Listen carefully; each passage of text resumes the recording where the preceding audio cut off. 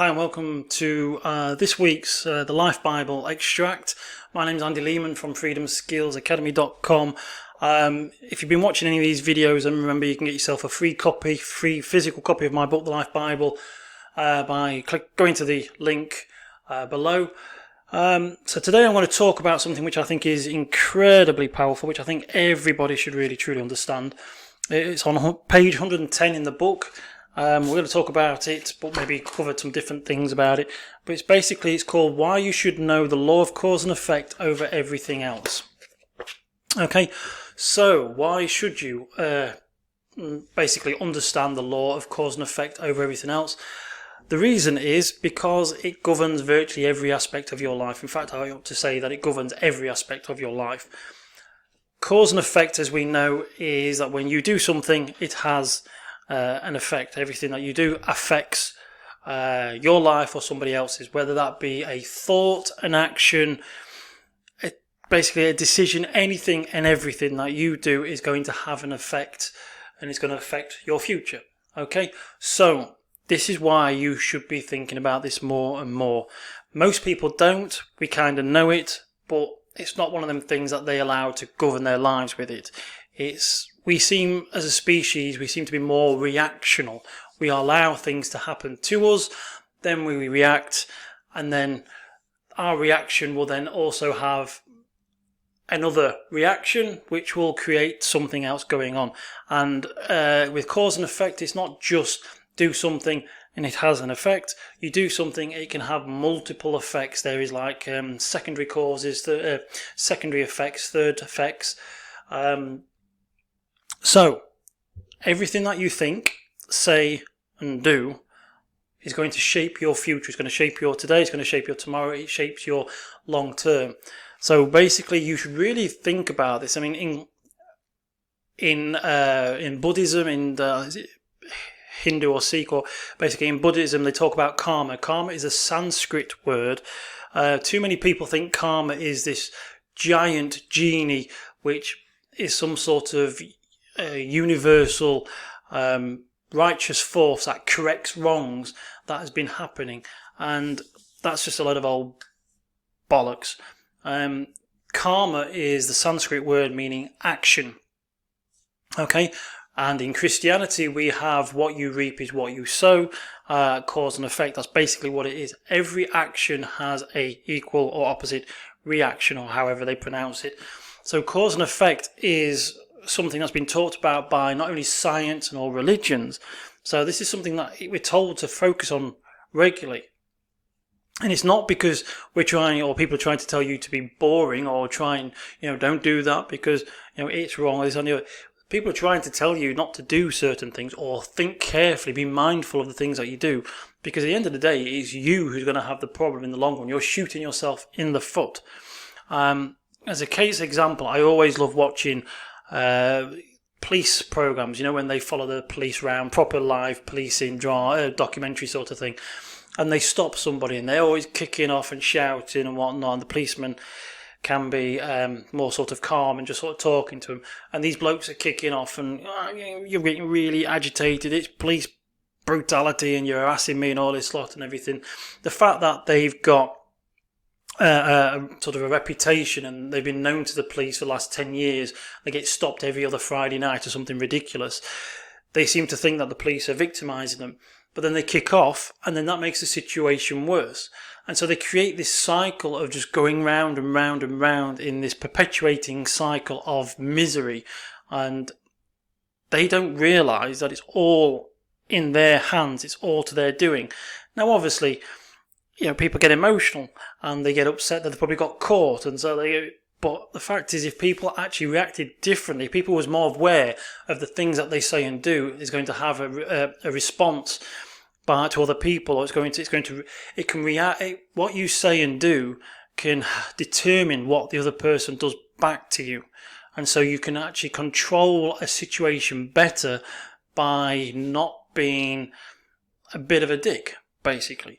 So if you are being questioned or someone's giving you some sort of grief, often it is better to sort of look them in the eyes, just be calm and quiet. I'm not saying it's easy, crikey. I mean, I I hate being sort of challenged by certain people. Sometimes you get your echoes up and you want to sort of fall out. But sometimes it's easy just to sort of be calm, quiet, and skulk away, and it can actually stop a whole problem from happening. So by doing something in a certain way, it actually prevents something worse happening, and you control the situation. I'm quite happy for people to think that I'm a coward or a knob.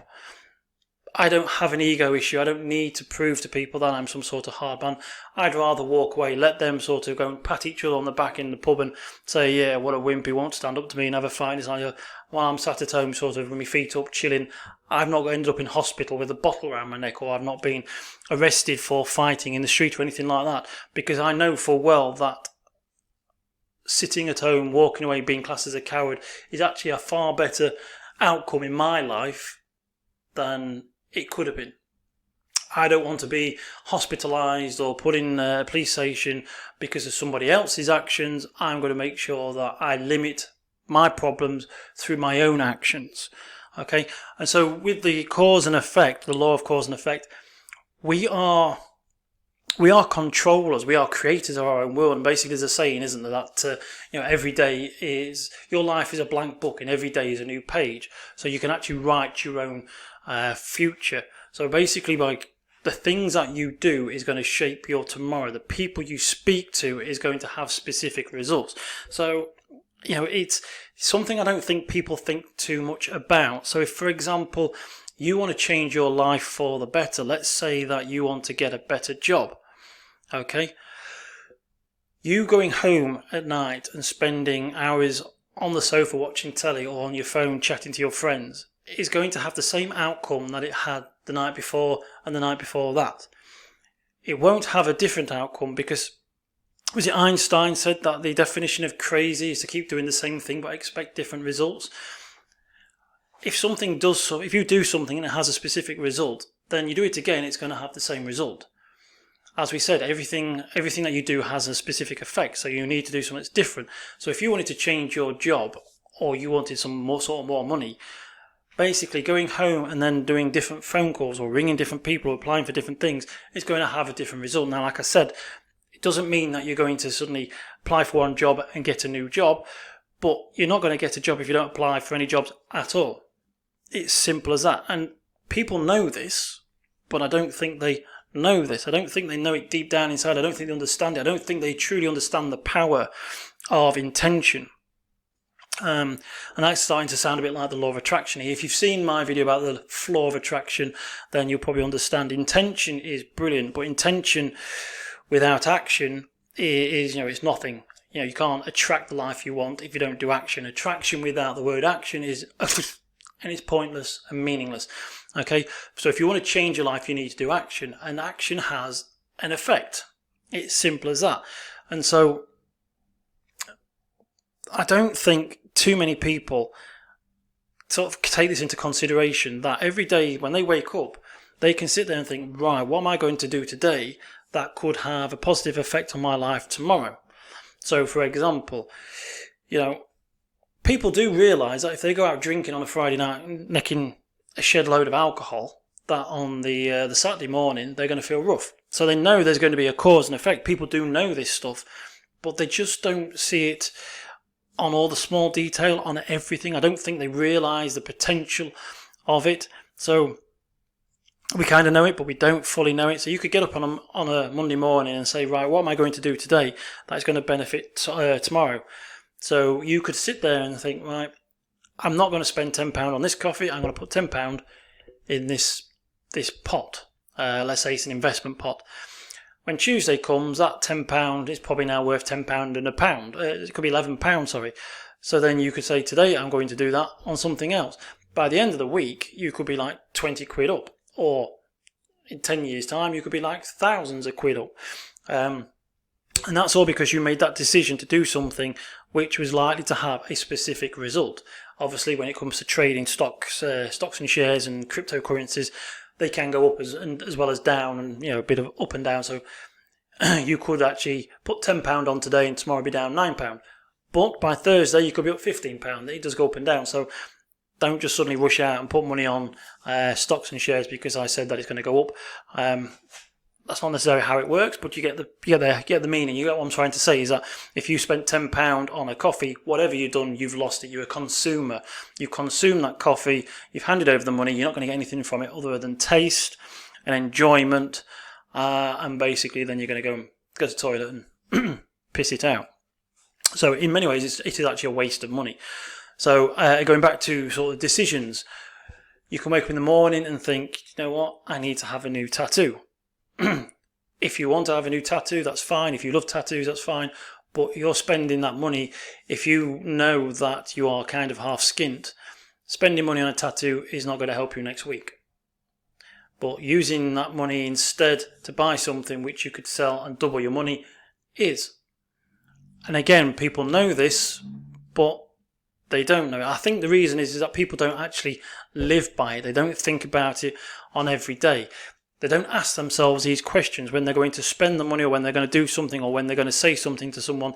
They don't stop and say, how am I going to handle this better? Or what is the outcome going to be of my actions, of my, the things that I say and do? Because you can do that. You can quite easily, you can be at work and someone can say something about you.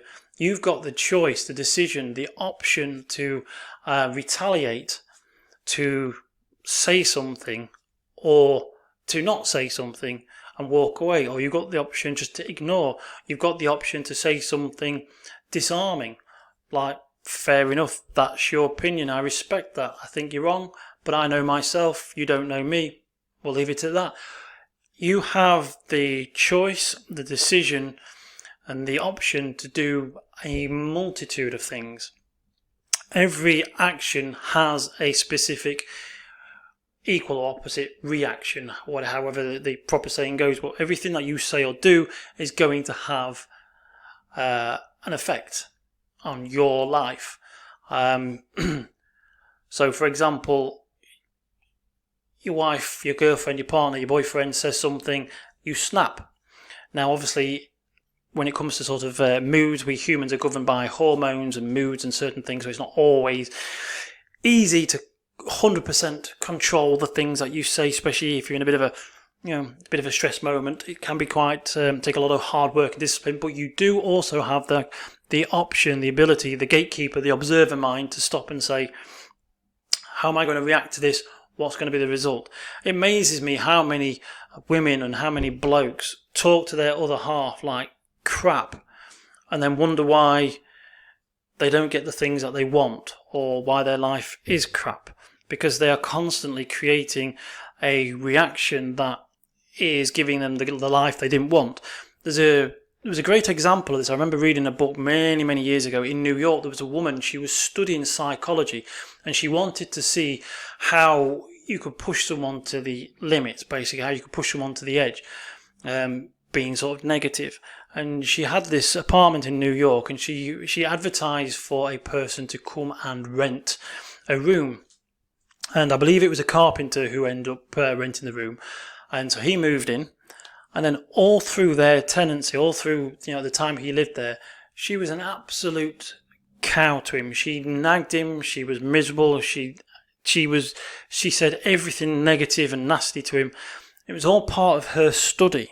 And she wanted to see how she was able to provoke him, how it affected him, what would happen, what would, could she break him down? She was like testing all these psychological things on this person's psychology, on his psyche, but it backfired because she kept nagging and being a bit of a cow and sort of giving him grief to the point that he snapped and basically battered her to death with a hammer. And the poor bloke, I can't remember if he got sent to prison, whether it was a long sentence, a short sentence, and whether it was because he was provoked, because it all came out later on that she was pushing him to this psychological evaluation, this psychological test. So she pushed him over the limit, and it resulted in her death. So everything that she said and did, or the decisions she made, resulted in him snapping and killing her. That could have been avoided had she been behaving nicely, had she been speaking to him nicely, had she not been a bit of a dick.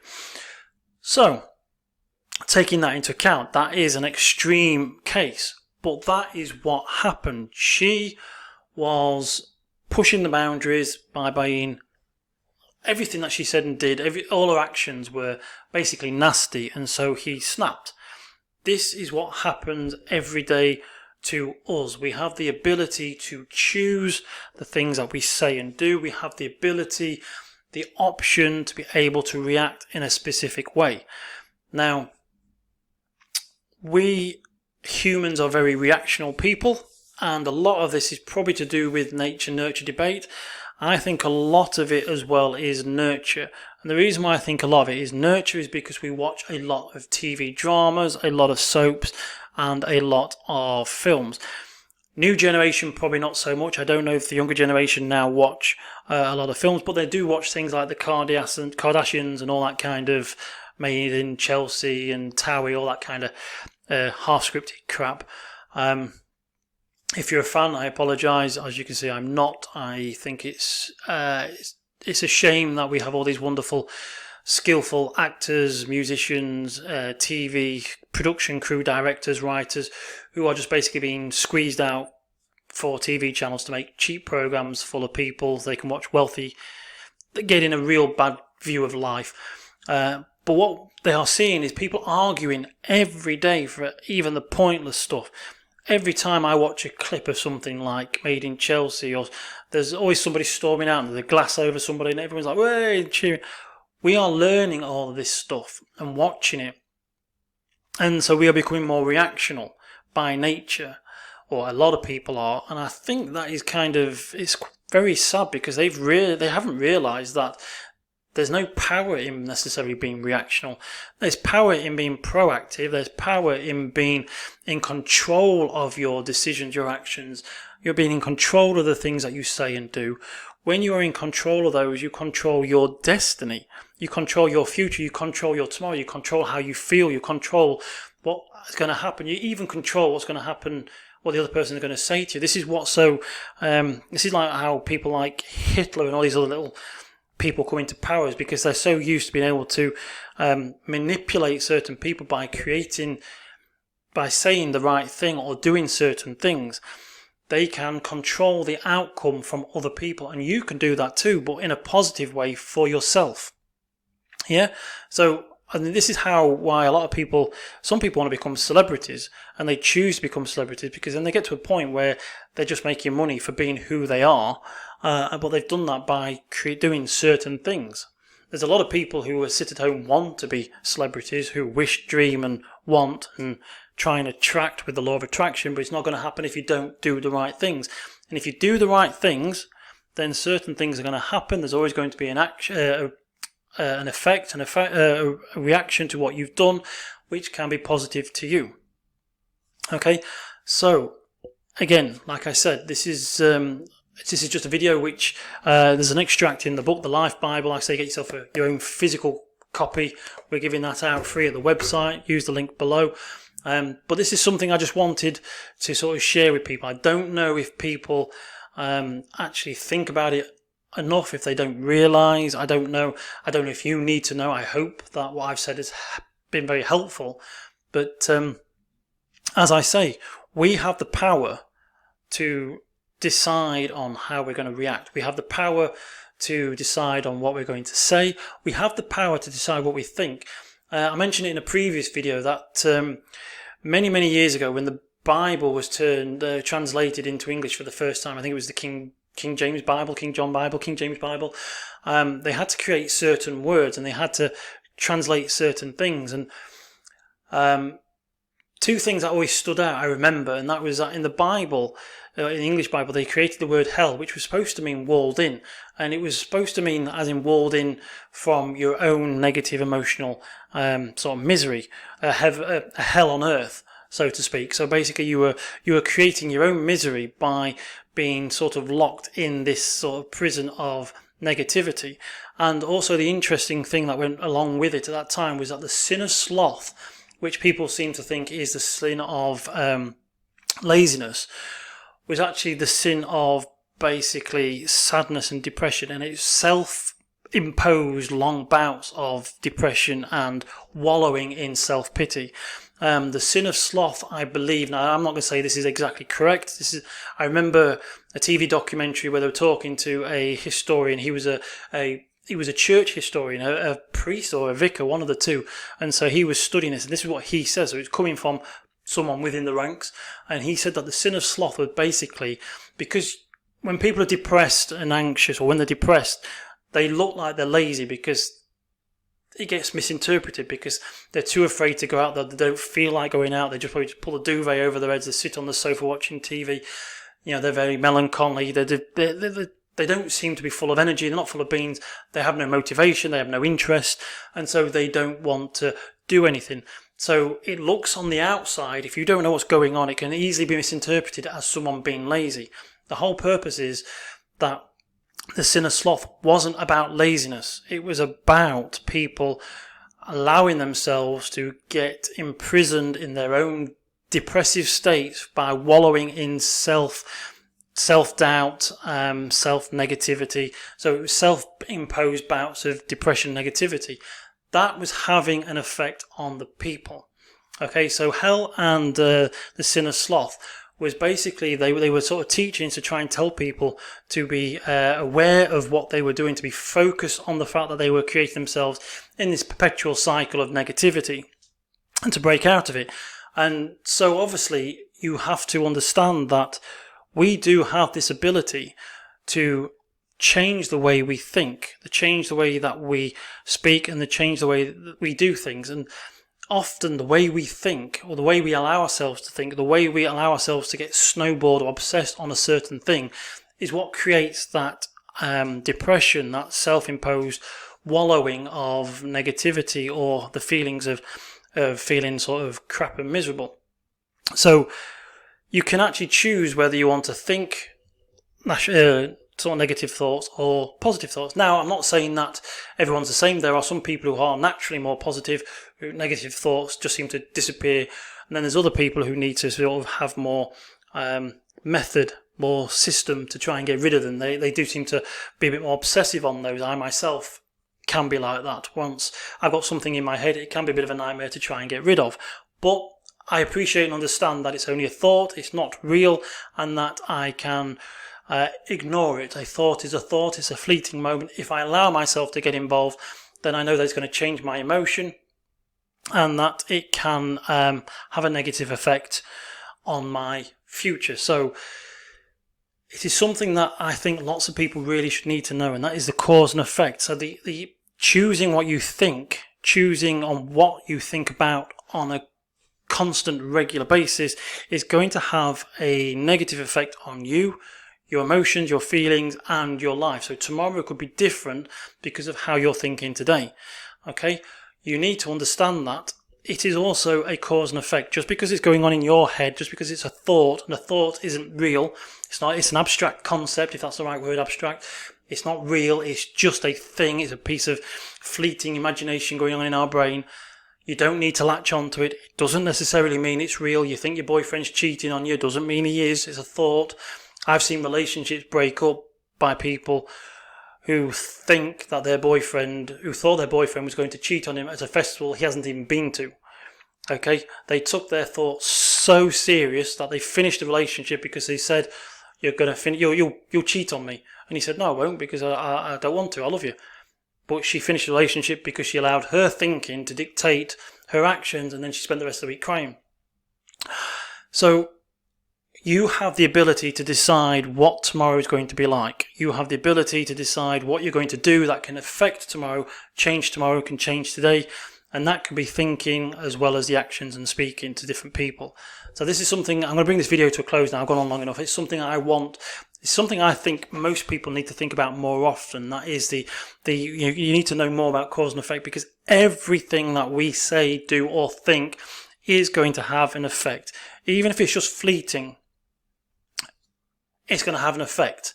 You also need to know, and this is probably going to be a topic for another video in the future about the mind, is understand that thoughts are just thoughts until they are actually real, until you can have thoughts that are created by things that are happening around you, but up to that point a thought is nothing. Even the best detective who's having to figure out lots of things, they they've got all this evidence in front of them. They're having to create a thought. They're building on it. But a lot of the thoughts that they have will often lead them down wrong passages, down wrong ways. It's not until they get, we do use thinking to create, analytic thinking to create answers or find answers. But majority of our thoughts aren't real. Often they're memories, they're dreams, they're everything, but they're not. Sometimes you may be right if the evidence is enough, but lots of people get too attached to their thinking, and by doing so, by allowing themselves to get attached to their thinking until they know for definite whether it's true or false or real or not, they alter their sort of moods, they alter their feelings, they affect their day, they affect their tomorrow, they affect lots of things. It's not a nice feeling to be in when you're trying to get out of them, but it helps if you understand that.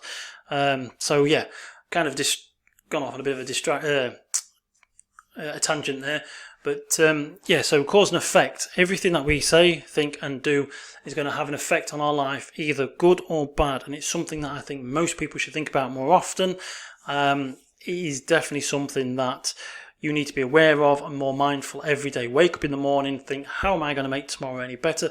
Or how are you going to make today better? Because if you make today better, it's going to have an effect on tomorrow anyway. How are you going to do this or do that? Or what is going to happen if I do this, do that? What will happen if I say this or say that? What's going to happen to me if I keep thinking this or that? Become aware, become mindful, realize that everything that you do is going to have an effect on your life. Forget everybody else. You're focusing on your life, and then try and live the best day that you can. Okay, so I'm going to bring this video to a close. Thank you very much for listening. My name is Andy Lehman. You will find me over at freedomskillsacademy.com. And if you want to get yourself your very own physical copy of the Life Bible, you can get that from the website and you can see it in the link below. So I shall speak to you again soon. Thanks and goodbye.